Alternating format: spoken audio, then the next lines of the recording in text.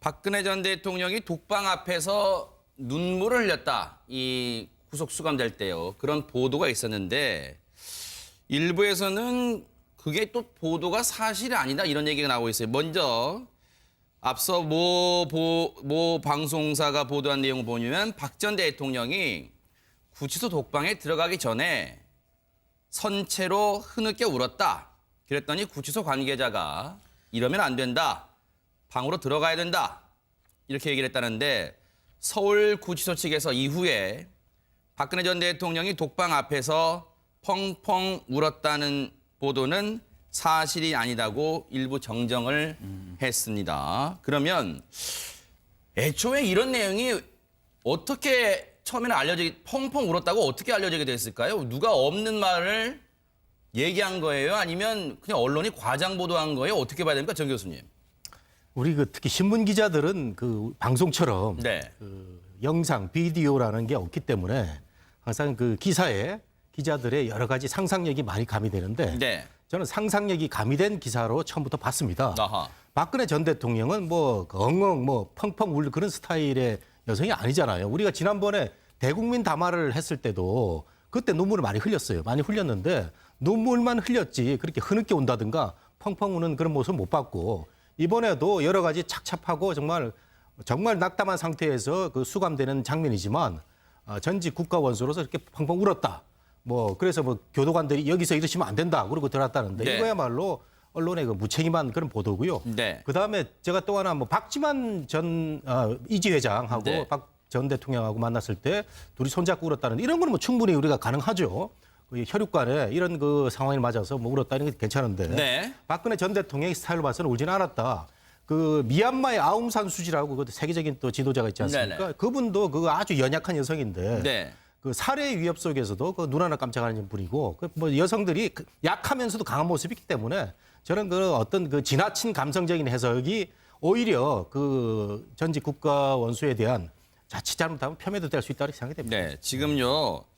서울구치소 측이 앞서 시도 나왔습니다마는 박 전 대통령의 일거수일투족에 대해서 일체 발설하지 말라 지금 함구령이 내려졌다고 하는데 조 변호사님 이렇게 되면 앞으로 글쎄요.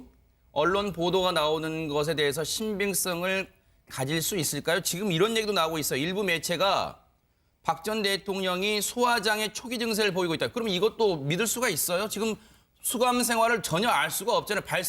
발설 금지 함구령도 내려졌는데 이거 어떻게 할 거예요, 그러면?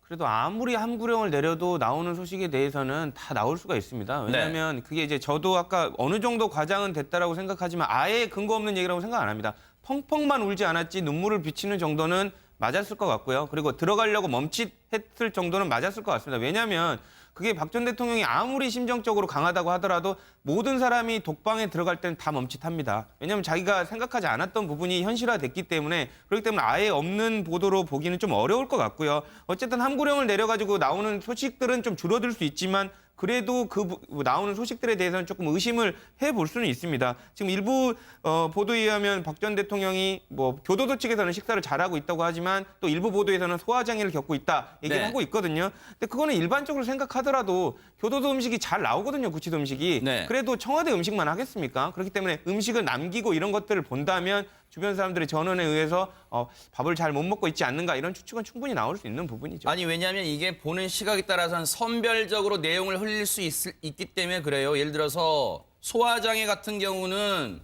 박 전 대통령이 어떻게 보면 측은지심을 유발시킬 수 있는 대목이고 다른 항목이 공개되는 것은 어떻게 보면 수치심 이런 걸 유발시키는 것은 발설하지 말라 지금 이렇게 볼 수 있는 거 아니에요, 박 교수님? 어떻습니까? 저는요 이게 과거에 네. 헌법재판소가 막 심리를 할 때 그때 언론에 네. 오늘 헌법재판관들이 평의회를 했는데 보니까 6대2라고 하더라. 7대1이라고 하더라. 아니 한 명이 서로 돌아섰다 그러는데 이런 얘기가 좀 넣었어요. 우리가 대부분 그때 뭐라 그랬죠? 딱 거짓말이라 그랬어요. 거짓말. 왜? 헌재의 평의는 누구도 결과가 안 나옵니다. 추측은 할 수가 있는 거죠, 그거는. 추측은 사람의 자유고 팩트는 아니라는 얘기예요. 저는 이 내용도 팩트가 아니라고 봐요. 그러나 미루진작해보면은 박근혜 전 대통령 당연히 소화장애 있겠죠. 식사하시다가 아침에 샌드위치 드시고 오르는데 일반 보통 사람들도 소화장애 합니다. 또 들어가는 것 자체부터가 소화가 안 되는 방이에요, 저 방은. 그렇지 않겠습니까? 그러니까 그거는 우리가 추측인데 이렇게 얘기가 나오는 것은 뭐냐면은 일부 정치인들의 여론전 측은지심을 유발시키고자 하는 네. 또 하나가 일부 언론의 선정성 네. 여기서 마무리다 보니까 네. 근거 없는 얘기들이 저는 확대 재생산되고 있는 것이다. 그래서 네. 이거는 팩트가 아닐 수도 있고 길 수도 있고 네. 그러니까 더 중요한 것은 이거는 그렇게 중요한 내용이 아니다. 네. 네. 중요한 얘기는 아니다. 아니다. 네. 아니, 소자야 소자야 이거 뭐가 중요합니까 그게? 그런데 이런 보도가 계속해서 나오고 있고 실제로요. 그리고 박 전 대통령에게서는 구치소 측에서는 일절 얘기하지 마라 함구령 내리고 있고 대체 그러면 어디까지 보도를 믿어야 될지 그것도 의문입니다만 정 교수님 얘기 듣고 이 교수님 얘기 들을게요. 네네. 박 교수님 뭐 중요하지 않다고 하지만 그래도 우리 대중들의 관심은 상당히 쏠려 있는 건 사실인 것 같아요.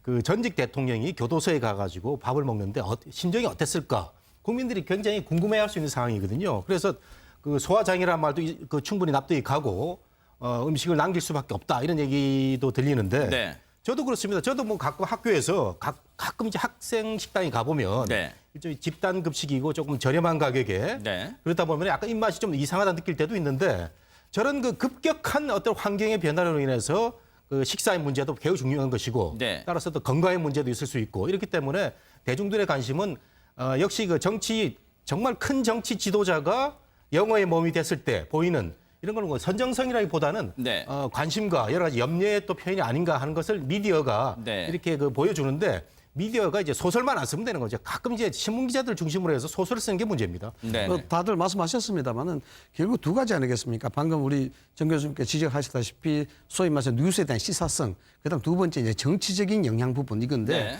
뉴스에 대한 시사성은 그렇습니다. 사실 뉴스 밸류가 높은 거예요. 뭐냐면 뉴스의 밸류라는 것은 그 뉴스가 나오는 시기 그리고 그에 대한 화제성 이런 것들인데 지금 이 조기 대선을 앞둔 그런 상황에서 박근혜 전 대통령의 구치소 수감, 독방에 대한 생활 이런 것들은 뉴스의 밸류가 굉장히 높다는 거죠. 시기적으로도 그렇고 네. 그에 대한 화제성도 그렇고 그렇기 때문에 여기에서 자칫 잘못된 저널리즘이 여기에 한몫하는 그런 형태가 됐기 때문에 네. 또 다른 페이크 뉴스가 형성되는 그런 네. 어떤 사태가 되는 것이고 또 정치적으로 본다 그러면은 박근혜 전 대통령 같은 아주 초유의 어떤 사건을 만든 그런 그 네. 유력한 정치인으로서 이런 측은지심이나 동정심 유발 자체가 지금까지 탄핵 심판과 관련된 여러 가지 형태를 봤을 때 법리적인 부분보다는 정치적인 영향에 많이 매달려 왔기 때문에 네. 이 또한 동정심을 유발하고 측은지심을 유발하게 되면 향후 재판에도 유리하게 전개될 가능성 또는 정치적 제기를 할 수 있는 발판도 만들 수 있는 그러한 형태로 여론을 몰아가는 네. 그런 어떤 전략적 전술로 이렇게 이해할 수도 있다는 네. 것입니다.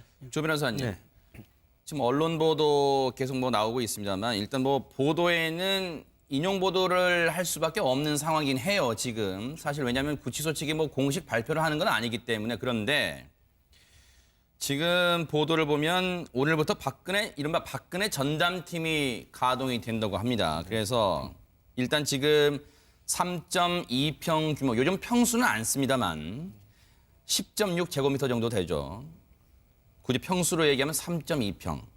일반 독거방의 2배로 혼거방, 즉 혼거실, 6인 6명 정도 들어가는 혼거실 중에서도 비교적 큰 규모라는데 그런데요, 조 변호사님, 감시용 CCTV를 떼내는 개조 작업을 진행 중이라고 하고 또 하나 읽어드릴게요. 박근혜 전 대통령 전담팀은 7명의 여성 교도관이 2인 1조로 3교대를 해서 24시간 감시를 하는데 육안으로 감시를 한대요. 그래서 CCTV를 떼어내는 것과 맞물려서 왜 그럼 CCTV를 떼어내고 7명의 여성 교도관이 돌아가면서 육안으로 감시합니까? 일단 원래 독방은 모두 CCTV가 있습니다. 독방에 갇히시는 사람들은 대부분 고위층이거나 주목을 받는 사람들이 많거든요. 그러니까 그런 사람들 같은 경우에는 일반 수용자들보다 더 모멸감을 느끼고 우울 증세를 더 많이 겪습니다. 그래서 처음에 수감할 때 되게 극단적인 선택을 하거나 뭐 자해를 할 생각을 한다거나 이럴 경우가 많거든요. 그렇기 때문에 이런 행동을 관찰하기 위해서 CCTV를 설치해 놓는데요. 박 전 대통령 같은 경우는 대통령에 관련된 예우이기도 하고 여자 대통령이기 때문에 이런 부분을 좀 고려해 주고자 CCTV를 뗀 것으로 보입니다. 하지만 CCTV를 뗀 만큼 관련돼서 보호해야 될 필요성은 더 상승했기 때문에 이런 부분을 보완하고자 이제까지는 없었던 전담 팀을 꾸린 것으로 보이고요. 알려진 대로 2인 1조로 3교대, 그러니까 8시간씩 맡아서 3팀이 계속 관찰하는 걸로 보입니다. 그래서 2명이 지금 계속 번갈아 가면서 관찰하고 있기 때문에 그 개별적인 위해는 안 벌어질 것으로 보이지만 그래도 CCTV 있는 것보다는 사각지대가 생길 수 있다는 점에서 더 면밀한 주의를 좀 해야 될 것 같습니다. 제가 오프닝 때 박 전 대통령이 구치소 안에서 TV는 잘 볼 것 같다 했는데 실제로 TV를 실시간으로 볼 수가 있어요? 그 예능 프로나 무슨 이런 드라마 같은 거는 한 3주 정도 거를 녹화해서 보여줍니다. 아. 그리고 채널은 그런 것도 보여주긴 하긴 예, 보여줍니다. 아, 그리고 네. 보라매 TV라고 그 교정시설에서 나오는 별도로 제작된 이런 그 TV 채널에 한 채널밖에 없고요. 아. 그리고 이제 다만 이제 뉴스는 생중계로 보여줍니다. 뉴스는 네. 생중계로 보여줄 수 아, 있지만 그와 방송 이름이 보람이 방송이에요. 예, 보람이 방송으로 이제 그 볼 수가 있고 네, 이제 그거밖에 없어요. 그 채널밖에 없습니다. 아. 그래서 이제 다른 방송은 선택할 가능성이 없고요. 네. 주말에는 TV 시청하는 시간이 조금 길지만 네. 뭐 우리가 뭐 집에서 보는 것처럼 하루 종일 볼 수 있는 그런 것은 아닙니다. 네. 그 저희가 알아보니까 뉴스는 그나마 생방송으로 내보내 준다는데 왜 뉴스만 생방송으로 내보내 주는 거예요? 그러니까 예전에는 뉴스도 뭐 생략을 한다거나 편집을 해서 보여줬었는데요. 네. 그런 부분이 헌법에서 조금 위헌적인 부분이 기본권 침해다라는 부분이 있었습니다. 그래서 사실상 그런 부분에 관련돼서는 신문이라든지 네. 이런 부분에 있어서도 되도록이면 원본에 관련된 부분을 맞춰서 보여주려고 노력을 하고 있고요. 뉴스도 네. 그런 거의 일환으로 알고 있습니다. 교정당국 관계자가 그런 말을 해요. 주말에 어떻게 보는지 좀 궁금하는 분들이 많으실 것 같아요. 지금 얼마나 궁금한지는 제가 모르겠습니다만 비교적 담담하게 지내고 있답니다. 박근혜 전 대통령이요. 그러면서 독서와 휴식을 하고 있다는데 지난주였죠. 구속 첫날에 박근혜 전 대통령 변호인 유영하 변호사가 구치소를 방문, 지난 1일이었습니다. 토요일 날이었습니다. 방문해서 책 8권을 전달했는데 책 8권 제목은 지금 전해지지 않고 있고 영치금 50만 원도 입금을 했답니다. 박 교수님, 네. 어떤 책 읽었는지 예전에는 그 누군가요? 정호성 전 비서관과 안종범 전 수석은 그 영치금으로 어떤 책 샀는지 다 나왔는데 왜 안 나와요? 여기는 책 제목이? 여기는 청와대 있을 때하고 다르잖아요. 어허. 아마 윤전추 행정관이 아마 상당히 돈 영치금하고 책을 넣어주면서 마음이 안 좋았다 그러는데 박근혜 전 대통령이 전에 봤던 책은 4차 산업혁명을 관심 있게 지켜본다는 얘기를 최근에 들었습니다. 그래서 네. 클라우스 슈밥의 4차 산업혁명, 그러니까 이 세계 경제 포럼 회장이 쓴 책인데 뭐 네. 국내에서도 나와 있습니다만 이런 책들을 즐겨 읽는 것 같아요. 뭐 그런 얘기도 있는데 네. 어떤 책이 7권인가 8권 지금 들었다 그러죠? 8권이요. 8권 들어갔습니다. 아마 그런 것들은 박근혜 전 대통령이 책을 뭘 보내달라가 아니라 그동안에 박 대통령이 가지고 있었던 관심 분야에 대해서 메모를 했다가 네. 주로 이제 있는 사람들은 책을 볼 때 이 네. 책에 목록이 쭉 있습니다. 그 목록을 보고 이제 행정관들이 책을 골라가지고 사서 넣어주고 이렇게 하는데 네. 뭐 박근혜 전 대통령이 책을 보면은 그러면 좀 지루한 시간을 보낼 수도 있겠습니다만은 글쎄요. 저는 윤전추 행정관이 빨리 왜 사표를 안 냅니까? 계속 지금 행정관도 얘기를 해야 됩니까? 지금 이 정도 되면은 네. 사표를 내고 박근혜 네. 전 대통령을 도와주는 것이 이것이 원칙론인데 네. 지금 계속 이 자막으로 윤 행정관 넣는 거 보면은 좀 이거는 적절치 않아 보입니다. 유영하 변호사도 영치금 50만 원 넣고 윤 전 행정관도 지금 50만 원 자비로 50만 원 영치금 내면서 펑펑 울었다는데 조 변호사님께 하나 여쭤볼게요.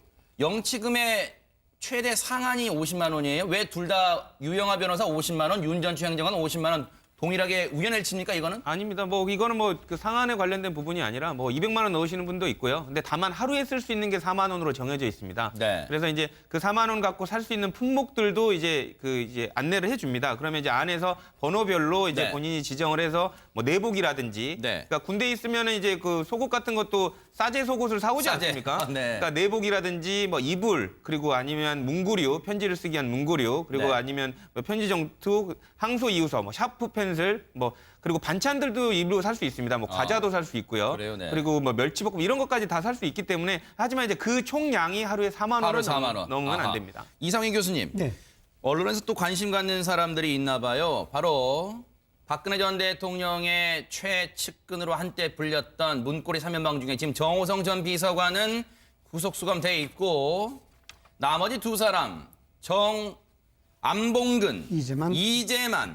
이 두 사람은 지금 115일째 발길을 끄는 문고리 실세라고 지금 모 언론은 제목으로 달고 있는데 이 두 사람 지금 뭐 하는 거예요? 지금 코빼기도 안 보이고 뭐 하는 겁니까 지금?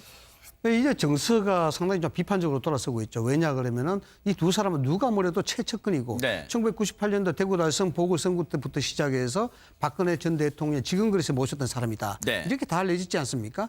그러나 이게 사저로 돌아가던 날 그리고 검찰에 출두하던 날 그리고 구속되던 날 네. 이런 날들에 있어서 정작 보여야 할 두 사람이 보이지 않으니까 네. 이렇게 돼서 머리를 배신한 것이 아니냐 이것이 있을 수 있는 일이냐 인지상정인데 이런 일이 있을 수 있느냐 이런 비판이 나오고 있습니다. 네. 실질적으로 뭐 우리나라 격언을 따져서 이야기하자면 이런 거죠. 차들에 바람이 들어가면은 석돌보다 못하다 그런 얘기가 있습니다. 아하. 뭔가 오달진 사람이 뭔가 변화가 있으면은 네. 아주 부스러기처럼 흩어진다 뭐 이런 내용이 네. 격언을 볼 수가 있는데 정서로 따지자 그러면은 이분들이 법리적으로 분리 유불리를 따지기보다도 또는 이것이 재판에 영향이 준다 안 준다를 떠나보다도 무엇이든 주군이 있어서 급격한 환경 변화, 급격한 신분 변화가 있는데 그 법리적인 부분을 고려할 필요가 있었을까라는 그런 생각이 들고 네. 더군다나 이 사람은 누가 뭐라도 친박 의원들도 대부분 거기에 삼성도 사제의 모습을 드러내고 여기에 정치적인 악영향까지도 감수할 정도로 그렇게 하는데 정작 본인들은 그 무엇보다도 모든 것을 감수해야 될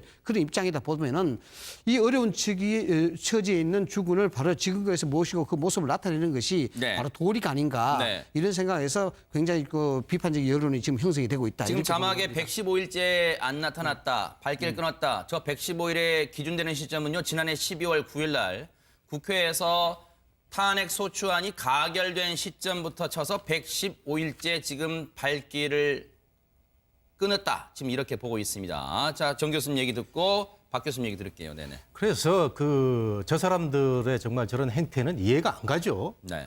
대통령 대리인단이 그 헌재 좀 나와가지고 그 여러 가지 좀 증인 좀 해달라 이렇게 얘기를 했는데도 나타나지 않고 보면 저런 사람을 썼다는 대통령 자신한테가 문제가 있는 거죠. 그리고 저런 그 심부름하는 사람들 왜 말이죠. 정치인들을 보면 제가 이정현 의원이 왜 안 나타날까라는 진짜 생각. 뭐 할까요, 예, 지금? 예. 정말 이거는 그 정말 도의상으로도 이해가 안 가는 부분이고. 어디서 혼자 그다음에 울고 있을까요? 뭐 그렇게 우리가 긍정적으로 해석을 할 수가 있죠. 그렇게 네. 뭐 그 심성이 나쁜 분이 아니니까. 네. 그 다음에는 그 바른정당에 있는 김모 의원이라고 있는데 이분은 어떤 분이었냐면은 옛날에 국회에 대통령이 왔을 때 한 번 악수를 하고 그 다음에 그게 좀 아쉬워가지고 줄을 한 번 더 서가지고 저 뒤에 가가지고 악수를 2번씩을 하고 이렇게 대통령을 사모하던 분이었는데 바른정당에 간 뒤로는 뭐 이런 분도 계시고 네. 그래서 우리가 정치나 밝히긴 좀 그러세요? 알겠습니다. 예. 뭐 그리고 이제 정치라든가 모든 관계에서 이게 의리가 중요한데 뭐 어떤 탤런트가 의리가 맨날 중요하다고 외치지만 네. 이번에 문재인 후보가 왜 안희정 후보를 압도했을까를 생각해 보면은 노무현 전 대통령이 서거를 하셨을 때 그 어려운 와중에서 문재인 전 비서실장이 장례를 수습하고 이런 가족들을 위로하고 이런 모습이 안희정 후보에 비해서 나았다 이런 평가를 네. 받은 것 같아서 우리 가족 관계 모든 정치 뭐 사회 의리가 제일 중요하지 않나 싶은데 좀 아쉬운 점이 없지 않아 있습니다. 네. 이제 저는 조금 다른 생각을 접근해 보면은 이제만 안봉근 비서관이 어디를 끊었을까 저는 아닐 가능성이 높다고 봐요. 이들은 지금 어떻게 보면 수사 대상이 돼 있고 또 지금 와중에서 그런 상황에서 박근혜 전 대통령이 왔다 갔다 하는 것 자체가 실질적으로 도움이 안 될 뿐만 아니라 국민의 눈에도 보기 안 좋은 거죠. 또 하나 지금도 어쩌면 박근혜 전 대통령에 의해서 다른 역할을 저는 하려고 봐요. 뭔지는 모르겠습니다만 의리를 끄는 것은 저는 아닌 것 같아요. 그건 아닌 것 같고 네. 또 앞서 박근혜 전 대통령 대리인단에서 올 초에 이재만 안봉근을 수차례 만나서 대통령의 억울함을 풀도록 도와달라고 했지만은 거절했다. 이 팩트입니까? 아닐 수도 있다. 그렇죠. 이거는 아닐 수도 있다. 아닐 수도 있어요. 있다. 그래서 이 두 사람은 지금까지 보여준 한계 같은 것은 말 그대로 박근혜 전 대통령과 이 두 사람은 군신 관계입니다. 그것도 충신입니다. 충신. 그랬는데 이제 와가지고 등을 돌렸다. 이렇게 우리가 결단을 속단할 수 있을까? 저는 아닐 가능성도 있다는 말씀을 네. 조심스럽게 한번 들어봅니다. 아니 저는 반대 이제만 안 본 건 저 사람들이 지금 수배된 상태가 아니에요. 조사 대상이라는 예. 얘기예요. 어쨌든 간에 뭐 본인이 그 네. 지금 뭐 기소가 되든 어쨌든 간에 그 삼성동에 나와가지고 그 네. 눈물을 흘릴 만한 사람들인데 안 흘리니까 네. 정말 그 우리 보통 사람으로서 이해가 안 가는 부분이죠. 예. 모종의 예. 그러네요. 그렇게 볼 수도 있고 또 모종의 역할을 어디서 하고 할 있을 것 수도 같아요. 있고 그럴 그리고 가능성도. 이정현 의원은 네네. 좀 이해가 안 돼요. 한강을 배회할 수도 있어요. 이정현 대표는. 네. 그러네요.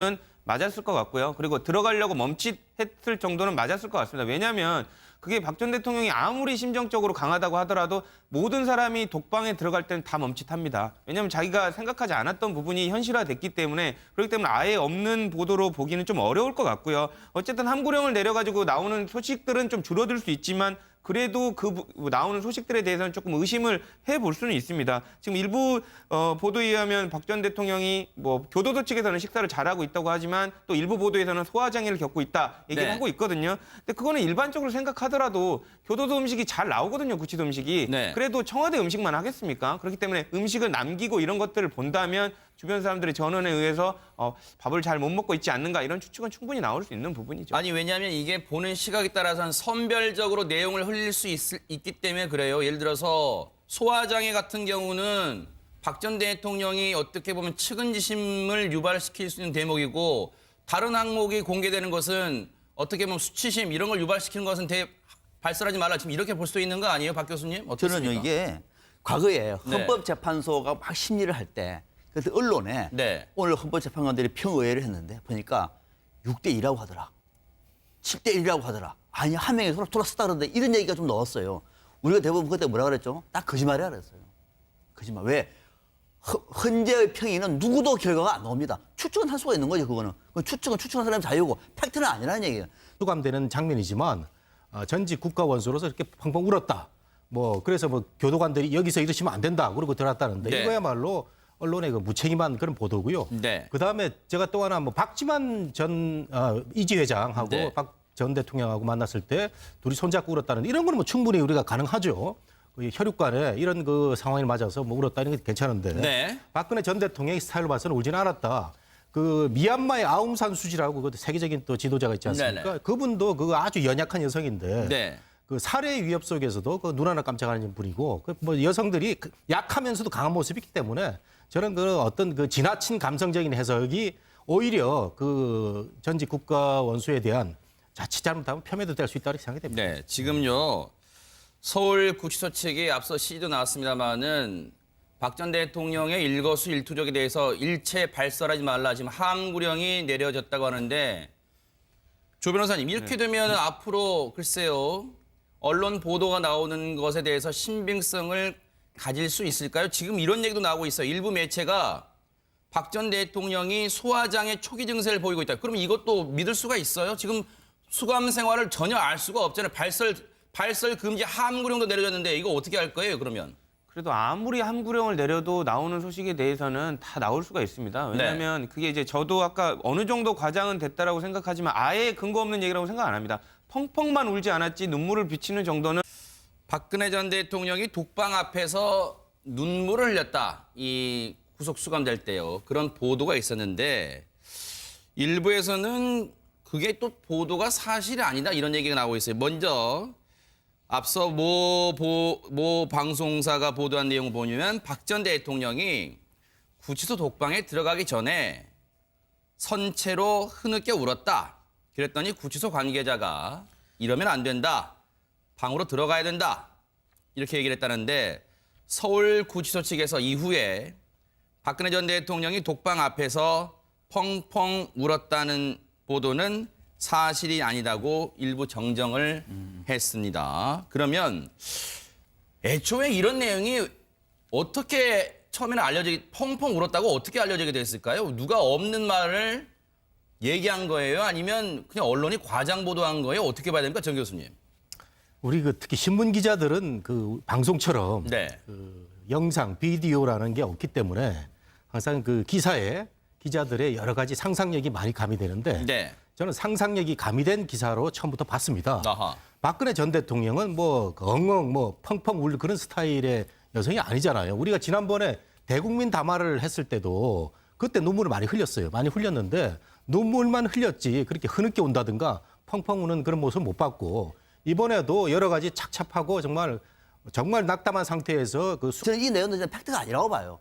그러나 미로 진작해 보면은 박근혜 전 대통령 당연히 소화장애 있겠죠. 그 식사하시다가 아침에 그 샌드위치 드시고 오르는데 일반 보통 사람들도 그 소화장애 합니다. 또 들어가는 것 자체부터가 소화가 안 되는 방이에요. 저 방은. 그렇지 않겠습니까? 그러니까 그거는 우리가 추측인데 이렇게 얘기가 나오는 것은 뭐냐면은 일부 정치인들의 여론전 책임지심을 유발시키고자 하는 네. 또 하나가 일부 언론의 선정성 네. 여기서 마무리다 보니까 네. 근거 없는 얘기들이 저는 확대 재생산되고 있는 것이다. 그래서 네. 이거는 팩트가 아닐 수도 있고 길 수도 있고 네. 그러니까 더 중요한 것은 이거는 그렇게 중요한 내용이 아니다. 네. 네. 중요한 얘기는 아니다. 아니다. 네. 아니, 소자해요 소자해 아니까 뭐가 중요합니까 그게?